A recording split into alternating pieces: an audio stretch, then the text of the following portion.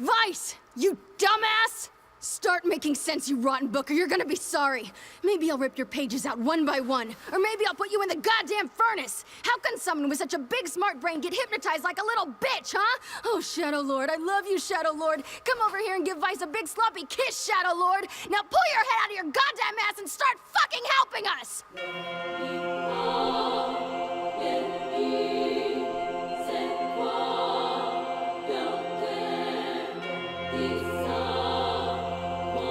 What's up, guys? My name is Nier, and I wanted to get back into Nier Gestalt. I recently uploaded part 9, not having realized that it's been a whole fucking year since I've done a video on this, since I've even recorded this and put this game in. And I stepped away because I was getting involved with a huge list of games. Like, sitting right next to me is just a massive pile of games that I want to get through, and I'm using YouTube as the excuse to methodically go through them. But I saw this, that I left it unfinished on my channel, and I've been itching to play this for a while, so here we are, part 10, ready to get going again. And, well, for you who have been probably going back binge watching this ever since part 1, in a playlist, this is probably just, what, day 2, or you just skip through, but to me this is literally a whole fucking year since part 9, so, enjoy. I'm gonna let this finish playing out for the intro of the video, and yeah, I know I'm talking over in it, it's just music, but we'll get right back into it here in a few moments, so see you guys in a bit.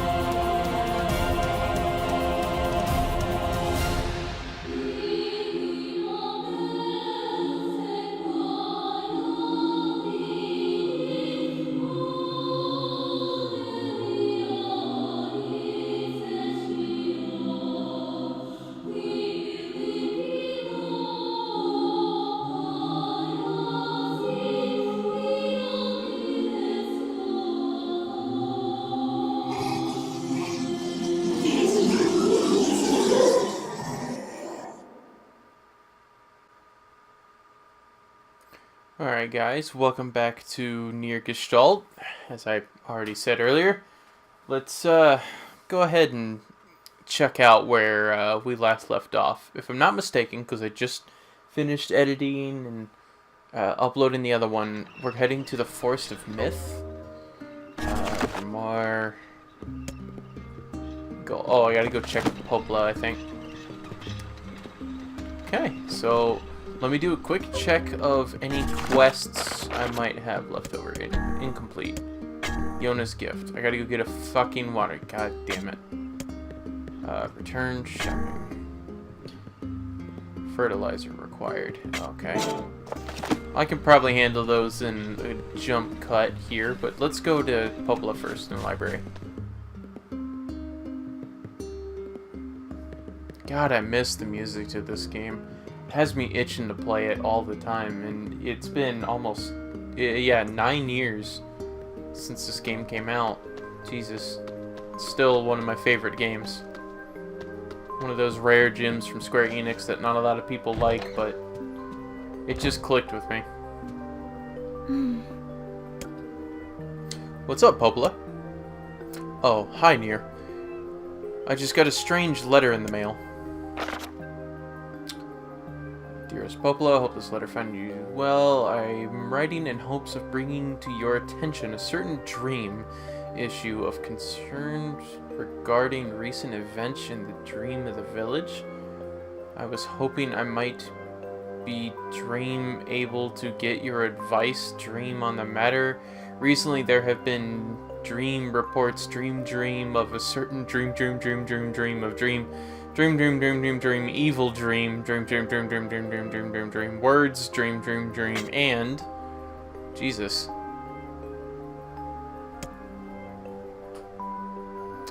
Yeah, it's a strange one, alright. Who's it from? The mayor of the small village in the Forest of Myth. It's a wooded area up north. The Forest of Myth? There's a bright and talkative group of people. Something like this is very out of character for them. Talkative. Interesting. I have a bad feeling about this. I'll go check it out. Will you? Don't worry about it. I've got business there anyways. Oh, well, alright. Thank you. So, this is kind of a prelude to the fact that you are going to be listening to my voice quite a lot more than usual when it comes to this episode, because Forest of Myth is not a lot of fighting like the rest of this game has been. It's actually a lot of texts and trying to figure out the puzzles of word puzzles, making sure that you have good comprehension. The stories really aren't relevant, it's the piece afterwards, but, I mean, if you want to stick around and listen to me babble on, then by all means. Let's go check the store first before we leave. Oh-ho.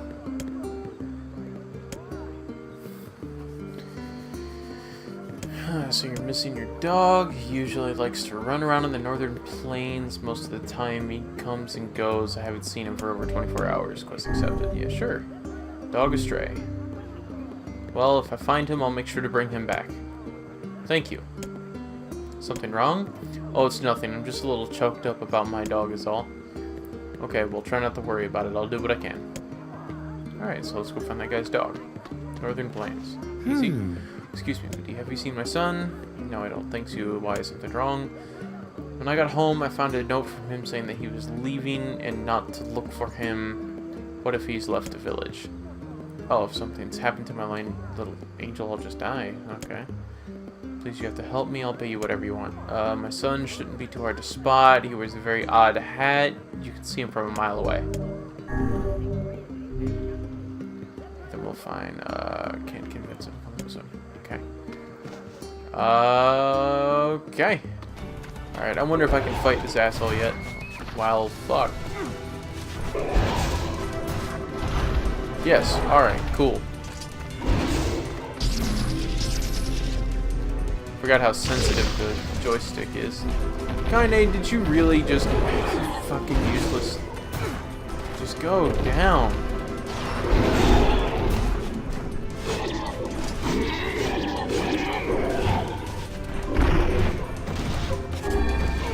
I just bought all this shit.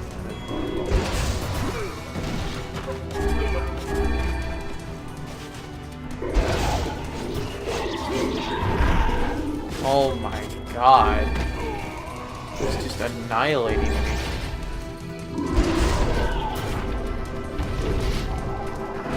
Fucking die.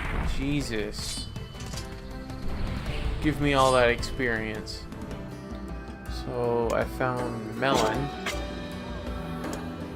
but yet you have a watermelon right there, so thanks. Yo.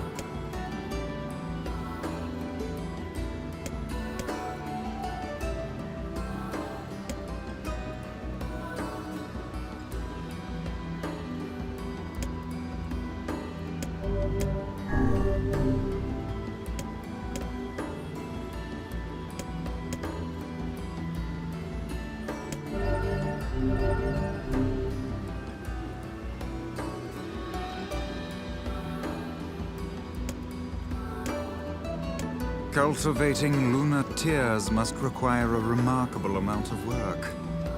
He really tried to get his lover to join him, didn't he? It appears so, but who can say if that lover honestly wanted to wait? What do you mean? The woman wanted to live with him, did she not? Well, yeah, but it wasn't gonna happen. That's why he left her in the village. It would have been difficult, yes, but perhaps preferable to a life of solitude. Why did they not think about how much the time and distance would separate them? It doesn't matter anymore. They can see each other just fine now. Indeed. We'll see, because I have to go and deliver that letter to the Airy. Yo, I gotta get to the parcel. Okay, so fragile delivery. It's work really. It's really fragile. You need to be careful. Don't go jumping around or get knocked over. Okay. Chief's house. Got it. Okay, so that's actually very close to where I gotta deliver the other letter anyways. So we should be able to knock this out in one stroke. Oh, hi. Hello. oh crap! That did not sound good. I think we broke something. Oops. Well, there is little point in finishing the delivery now. We had best go back and apologize. Yeah, I guess. Son of a bitch. Hey, There we go. Now I got it. So the chief's hut is this gold one here.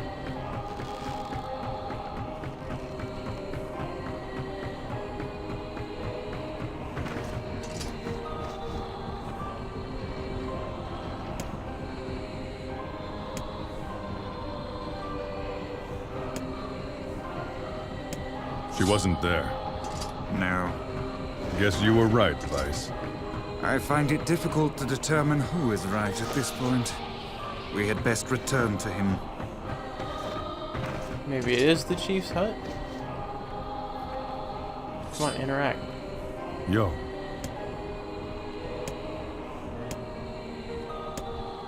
Yep, okay. So, let's get the fuck out of here. Okay, well... Shit.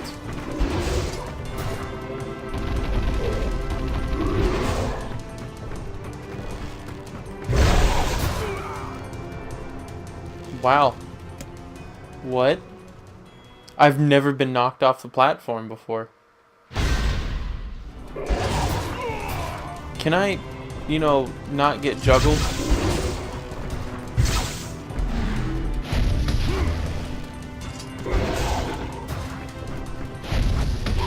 There we go.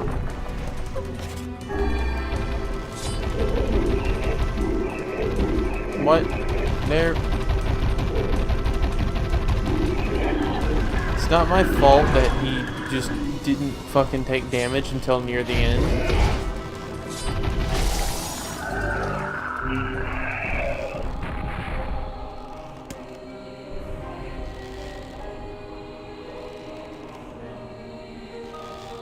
Oh shit, that was the wife. Or the girlfriend or whatever.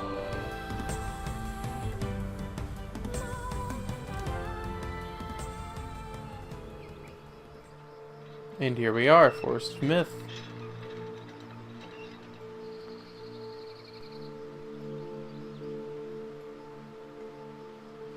Not really one of my favorite parts of sure this is game, quiet here. but it's definitely Such interesting. silence bodes ill.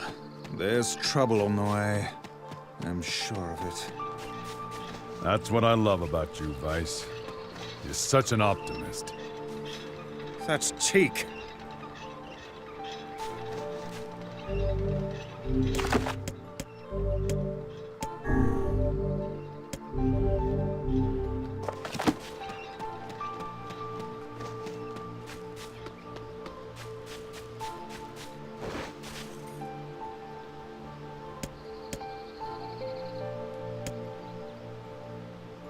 Contagious words. Those who dream. Those who dream? Hold on a moment, there's a strange new sensation in my mind. Weiss's voice rose in a quizzical way. Weiss, it's not a quizzical. What's going on here? The villager's body shuddered as he slowly opened his eyes. Perhaps we should start by asking this man. Who are you? I'm Nirok. This is Weiss. We heard something happened to this village, so we came to see if we could help. Villagers stared at Nirok and Weiss. If you can speak to me. I must have caught you in my dream. How's that again? The villager explained. In the past weeks, a mysterious disease called the Death Dream had spread across the Forest of Myth. Those who caught it were cursed to fall asleep and live forever within the world of their own dreams. The village mayor had determined that the Death Dream was spread from person to person by spoken words, but before he could learn more, the disease took him as well. Weiss stared at the mayor, his mouth twitching slightly. Now see here, he said. Are you saying that we have been absorbed into your dream?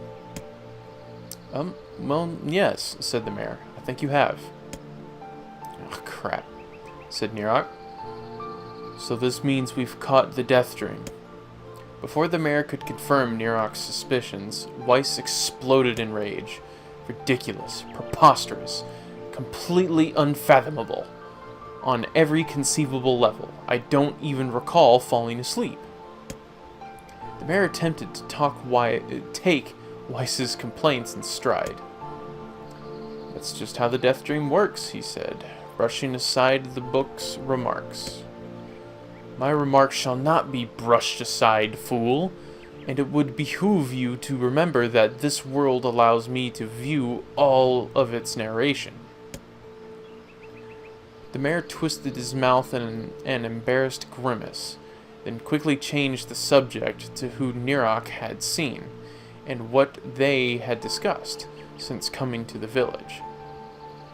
So everyone has actually seen this text panel, okay, so everyone has seen this panel.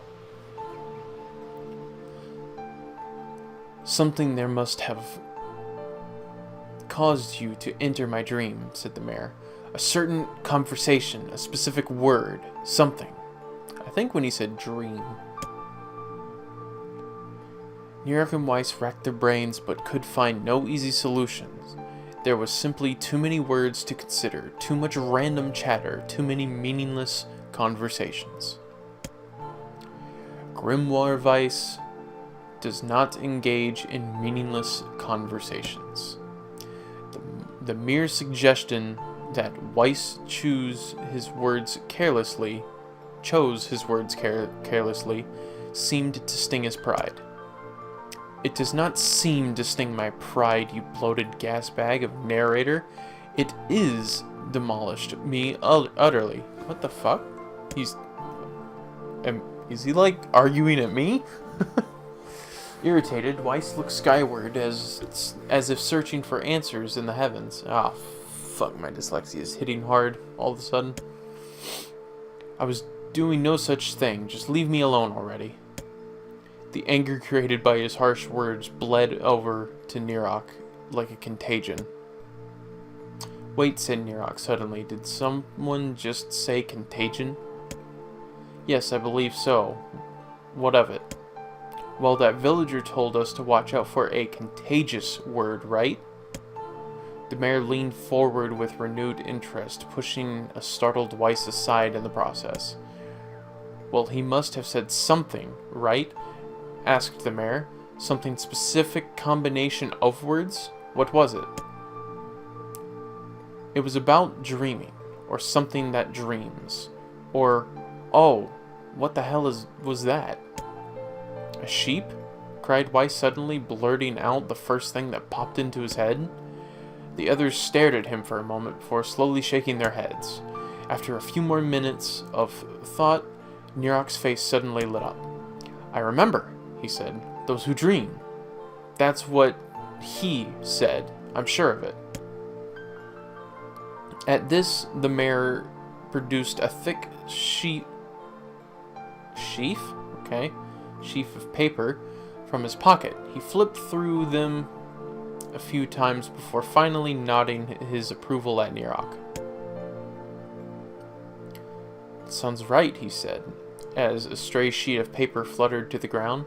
My notes also mentioned something about that, but I bet it was the last thing you heard before you fell asleep. The mayor shook his head, his worn pencil stub tracing lines across a lone piece of paper. For the last month, I've done nothing but study the disease we call the death dream, he said. I mean, I'm the mayor, right? It's my job to protect the people from whatever comes along. But I never expected a couple of outsiders to start entering people's dreams. The mayor paused, a grimace crossing his face. I should probably be taking notes or something. Weiss immediately fired back. I applaud the force of will it takes to research a disease in your dreams, he said, but perhaps we should bend your efforts to escaping this place instead of trying to understand it. The mayor's hand tightened around his pencil, snapping it off at the tip. I've tried to escape.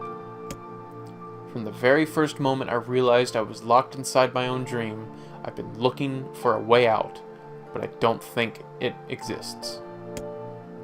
I mean, this is my dream, right? If there was an exit, I'd know about it. He paused for a moment, his unfocused eyes staring at nothing. My village was beautiful, he said, to no one in particular, and it was filled with the most wonderful people you could ever hope to meet. But once this disease took a hold, things changed. It's like someone took a sponge and soaked all the color out of our lives. I just want us to be whole again. I want us to be free. The mayor's voice took a note of steely determination, and I won't stop trying until it happens. Nirok nodded in agreement. Wait a second. I didn't nod. What are you... Look, if we can be of any help, said Nirok, just ask. Now hold on. I did not just say that. Silence, cried Weiss. The grimoire looked at Nirok, to the mayor, and back again, his face filling with confidence. Grimoire Weiss's face is always confident. Thank you very much. Now see here, Mayor. You told us that nothing can exist in this dream without you knowing of it, your knowing of it. But yet you seem surprised to see us when we first arrived, yes? The mayor slowly raised his head in realization dawning on his face. Oh my god, he said, you're right. I had no idea you were coming. The human imagination is a limitless engine, said Weiss, and dreams are the fuel. If you can imagine an exit, then it must be so. With your permission, we shall search it out. Thank you, said the mayor. I don't know how I can repay you. Payment is not required. We are as eager as you to be done with this place. The mayor suddenly felt as if he could breathe again. He'd almost forgotten what it looked like. Good luck, you two. He called at the departing forms of Nirok and Weiss. We're all counting on you. As Nirok slowly faded into the misty forest, the mayor was struck by a sense of déjà vu. I saw this man once before, he thought, but where? Nirok's moon darkened as he trudged through the forest. Hours earlier, when a beauty of the place was still a new thing, he'd been confident they could get in, find the exit, and be home in time for dinner. But the deeper they went, the more the forest closed in around them. The mist made it difficult to see more than a foot in any direction, and the moss-covered rocks seemed determined to twist his ankle. More than once, he'd been forced to steady himself on a rough bark of a tree, and his hands now left small trails of blood on everything he touched. Additionally, Weiss was proving to be a spectacular poor traveling companion. Unhindered by either terrain or physical effort, he spent most of his time urging Nirok to pick up the pace and grumbling about their slow progress. Finally, after Weiss muttered something about legless turtles being more adept at navigating the environment than Nirok snapped. You know what, Weiss, he cried, go to hell. We're stopping. I need to rest for a few minutes before I throw up. Nirok leaned against the tree and tried to stretch the knots from his back. How can this stupid forest be so goddamn big, he muttered to himself. The moment the words tumbled from his mouth, a cacophony of insects sprang to life. Sorry about that. It literally read catastrophe, and I had to give it a second before it formed.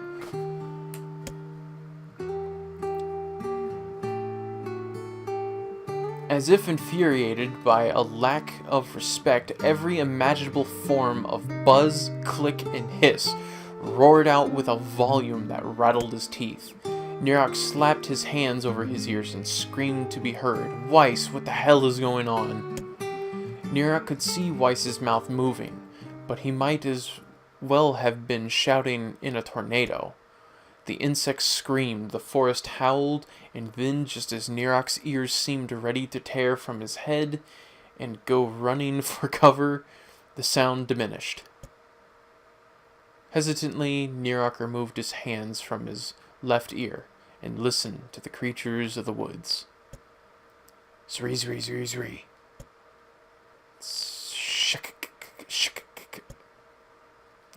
More noises, more noises, more noises, more noises, more noises.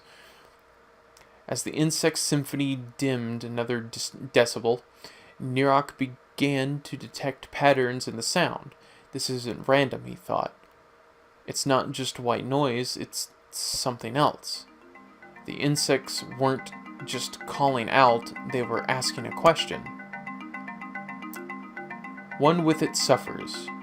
2 with it is ideal. 3 with it is dangerous. What is it? By my pages, it's a riddle. I guess so. This kind of thing happens a lot in dreams, right? Maybe it's the key to getting out of this place. Then I leave it to you to answer. 1 with it suffers. 2 with it is ideal. 3 with it is dangerous. What is it? The answer is a secret. The answer is a woman. It's a secret, I think. Inwardly furious that Weiss left the task to him, Nirok sighed and gave the only answer that made sense to him. It's a secret. Right? Sound of insects stopped as suddenly as it began. The forest undergrowth parted before Nirok like a rippling wave, opening a new path. The forest's arthropods are making a road for us, said Weiss with glee. Pleased at passing the test, Nirok moved on with new intensity. The path offered his body relief from the undergrowth, but gave even greater cheer to his mind. As long as they were on a path, their journey had a purpose. I guess the forest has accepted us, huh? Said Nirok after a bit. Weiss spun around to face his companion. Do not mistake the will of this forest for some happy pet that you can suddenly befriend. We have no idea where this path leads. As Weiss finished speaking, the pair turned a corner and found themselves facing a clear forest spring. Smiling, Nirok picked up a small rock and sent it skipping across the surface of the water. Good heavens, said Weiss. His surprise was understandable. Each time the rock struck the surface of the water, a musical note rang out. When the rock finally stopped moving and sank to the bottom of the spring, the ripples it left behind came together to form words. I enter through the window, but I break no glass. When night falls, I vanish. What am I? I think that's sunlight. Absurdly easy, barked Weiss. Now answer it. Nirok gritted his teeth and tried not to reach out and strangle his companion. He's right, after all. This one is pretty easy. Enter through the window, but I break no glass. When night falls, I vanish. What am I? A bird, a letter, sunlight, sunlight. A plume of water suddenly burst from the spring. Sunlight filtered through these trees and reflected off the plume, creating a shimmering rainbow that spanned the entire horizon. In all my years, said Weiss softly, I've never seen such a sight. Perhaps I have misunderstood the intentions of this place. Hey, look, cried Nirok, awakening Weiss from his daze. There's a house or something over there. Glancing in the direction of his friend's extended hand, Weiss saw a small cottage nestled among the trees. That's weird, isn't it? Weiss, I mean, who would build a house all the way out here? Nirok walked over, pounded on the door. After a minute of solid banging, the door cracked open, and a small man peered out. His body was cloaked from neck to toe in a large black cape, while his face was obscured by mist. Began Nirok, but before he could get any further, the cloaked man held up a hand and began speaking. I have 4 legs in the morning. I have 2 at noon, but at the end of the night with 3. What am I? Nirok tried to ask the cloaked man who he was and what he was doing there, but simply repeated the question. If I wish to engage this man in conversation, said Weiss, it seems we must answer his riddle. Yes, I suppose, said Nirok. Well, at least it's an easy one. I have 4 legs in the morning, 2 at noon, but I end the night with 3. What am I? So I know the answer to this riddle because I've heard it several times before, but I don't fully understand that 3 at night. I know that this is supposed to be the lifespan of a human, because you crawl and then you walk. Is it a cane? Is that what it means? That near the end of your life you have a cane? I guess. A man. The mist dissolved in the cloaked figure as he spoke a single word. Correct. With that, the man flung his garment aside, revealing his true identity. You're the mayor, cried Nirok. The small man sorry, I thought that said shallow, slowly shook his head. I am not the mayor you know. Now listen to my words. Long ago, I saw a version of you that was not yourself. You saw... Wait, you saw what? I'm sorry, I don't understand a thing you just said. It will make sense in time. At present, I simply congratulate you on cracking the seal of the Death Dream. Now you must go to the man at the forest's entrance. With that, the man turned on his heel and slammed the door behind him. As Nirok watched, mist seeped up from the ground and enveloped the cottage, erasing it from existence. When Nirok and Weiss returned to the forest entrance, they found the mayor leaning against a tree. As soon as he caught sight of the duo, he sprang to his feet and scrambled over to them. Good gravy, he said. You made it. You actually made it back. His left hand grasped Nirok's and pumped it so fiercely it threatened to dislodge from the socket, while his right seized Weiss by the cover and swung him through the air. Gah! By heavens! Stop shaking me, fool! We have not even told you if we were successful or not. The mayor smiled broadly and shook his head.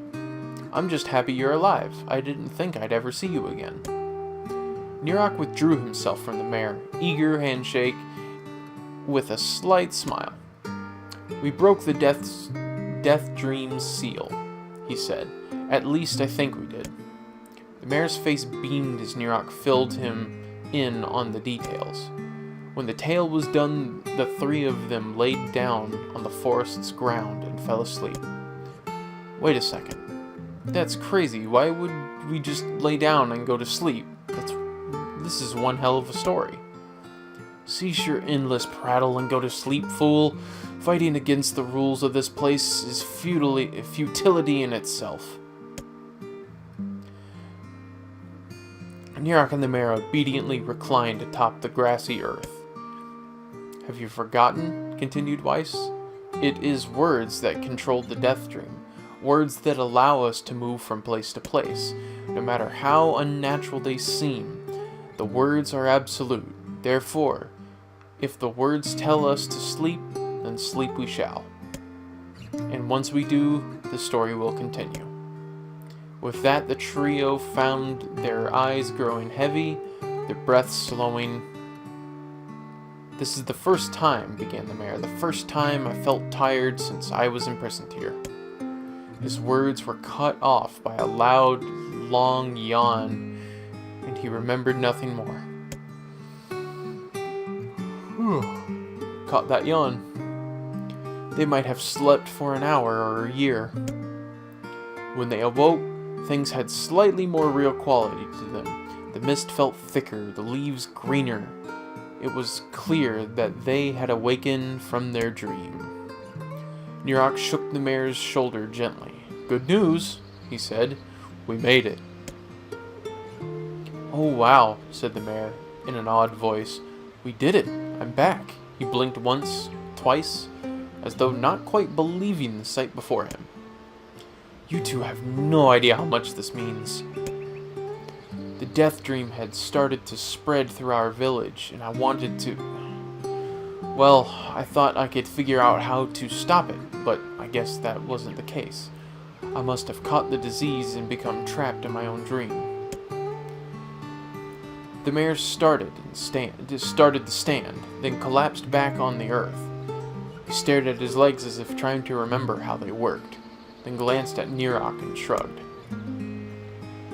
Without a word, the fighter reached down and pulled the mayor to his feet. Real life may take some time to get used to. A wry smile crossed the mayor's lips. "You shall relearn in short order, I am sure," said Weiss. "For now, you should return to your home and rest." "No," said the mayor, swaying on unsteady feet. "No, I can't. Some of the villagers are still trapped in the death dream. I have to save them." The mayor slowly made his way to the divine tree in the center of the village, and bowed his head and prayed silently. "This is the holy tree," he explained. When the prayer was finished, "It's the guardian of our village, history, and memories. Superstition will only make our mission harder," muttered Weiss. "We should not put our faith in the gods." The mayor shook his head. "Not the gods, the words. Legend says that our tree is home to a powerful magic known as a sealed verse." Nirok and Weiss could not contain their surprise. It seemed the goal had been found in the most unexpected of places. "I say," muttered Weiss, "this is certainly a stroke of luck." As the three of them said their goodbyes, Nirok mentioned this... Wow, it's not forming. Give me a second, I'll restart that. Nirok mentioned the strange man who had given them the third riddle, and the mysterious words he had left them with. "I once saw a version of you that was not yourself," muttered the mayor. "What in the world?" Lost in thought, he stared into space for a long moment. "You know," he said softly, "this is going to sound weird, but I had a feeling I'd seen you before." Nirok tried to keep a straight face and failed, but the mayor did not seem to notice. Deja vu, right? Anyway, I figured it's just some kind of illusion created by the death dream. It probably doesn't mean anything. Nirok gave the mayor a nod and a smile, but inwardly his thoughts were racing. There's something wrong about the mayor and his words.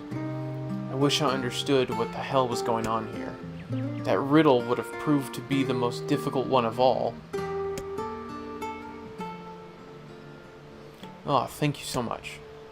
Now I can finally return to a normal life. This is one of the most bizarre diseases I have ever encountered. I know, that's why I have to help the other villagers, no matter what. Dark Execution, one of my favorite sealed verses, too. Holy fuck. Okay, whoa, okay. For a sealed verse, that didn't take much effort. Yes, all a touch too easy, if you may ask me. It's almost as if someone was guiding us to this village. You think to Mr. Weiss. Fuck, my mouth is dry.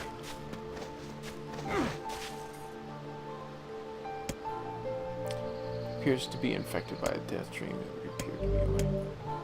Nope. maybe in the next episode. This has run on for a good bit, so I'm going to go ahead and end it here, guys. So, if you guys liked it, hit that like button for me, and subscribe if you want to see more. And hope to see you guys in the next video.